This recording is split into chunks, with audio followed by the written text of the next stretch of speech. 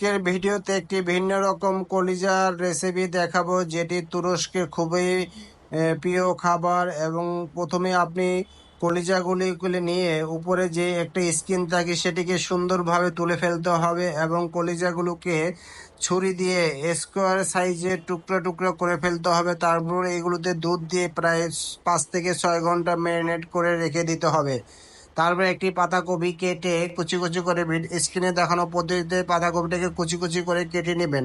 আপনারা সকলেই জেনে রাখেন যে পাতাকপির উপকারিতা কী কী, এবং চাইলে গুগল করে জেনে নিতে পারেন।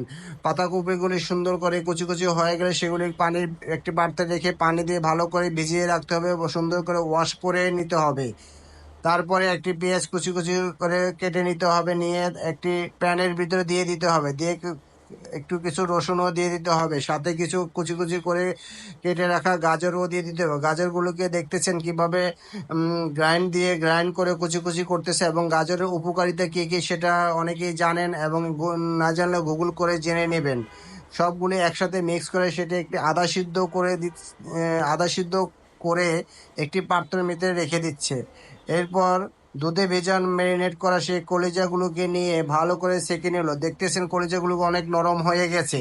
এগুলো একটি ব্লেন্ডারে নিয়ে সুন্দর করে সবগুলোকে একসাথে ব্লেন্ডার করতে হবে, একবারে পেস্ট বানিয়ে ফেলতে হবে যেন না থাকে। তারপরে দেখুন কত সুন্দর পেস্ট হয়েছে, দেখতে অনেকটা আচারের মতো লাগতেছে। এবং আদা সিদ্ধ গাজরের সাথে বাঁধাকপির সাথে একসাথে কলিজার পেস্টটা মিক্স করে নিতে হবে, সাথে কিছু ভেজিটেবল মিক্স করতে হবে, বিশেষ করে গ্রিন অনিয়ন। সবগুলো একসাথে মিক্স করে তারপরে কিছু ওটস নিতে হবে, ওটসও ব্লেন্ডার করে গুঁড়ো করে সেই ওটসটাও ওখানে কলিজার ভিতরে দিয়ে দিতে হবে। তারপর 3-4টা ডিমও দিয়ে দিতে হবে। প্রয়োজন মতো মশলা মিক্স করে সবগুলো মশলা একসাথে কলিজার সাথে ভালো করে মিক্স করে নিতে হবে। তারপর একটি প্যানের ভিতরে তেল দিতে হবে, তেল দিয়ে পুরো কলিজার পেস্টটি প্যানের ভিতরে সুন্দরভাবে বিছিয়ে দিতে হবে। হয়ে যাবে অসাধারণ মজাদার সুস্বাদু লিভার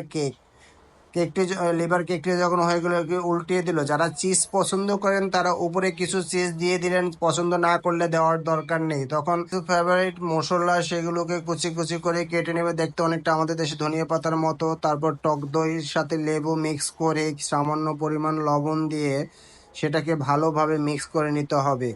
ভালোভাবে মিক্স করে নিয়ে হয়ে গেল সকালের নাস্তা। এটা যদি আপনি বাচ্চাদেরকে খাওয়ান, আপনার বাচ্চার বুদ্ধি বিকাশ ঘটবে এবং তাদের হিমোগ্লোবিন পরিমাণও বেড়ে যাবে, এবং এটিকে কোলন ক্যান্সারও দূর করবে।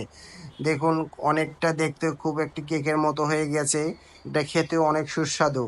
আপনি এই ধরনের রেসিপি তৈরি করে বাসায় বাচ্চাদের এবং বড়দেরও খেতে পারেন। প্রিয় দর্শক, ভিডিওটা যদি ভালো লাগে একটি লাইক কমেন্ট শেয়ার করে দিবেন, শেয়ার করে অনেককে দেখার সুযোগ করে দিবেন। ভালো না লাগলে দেখতে থাকুন, দেখতে দেখতে ভালো লাগা ভালোবাসা হয়ে যাবে। আসসালামু আলাইকুম, ভালো থাকবেন।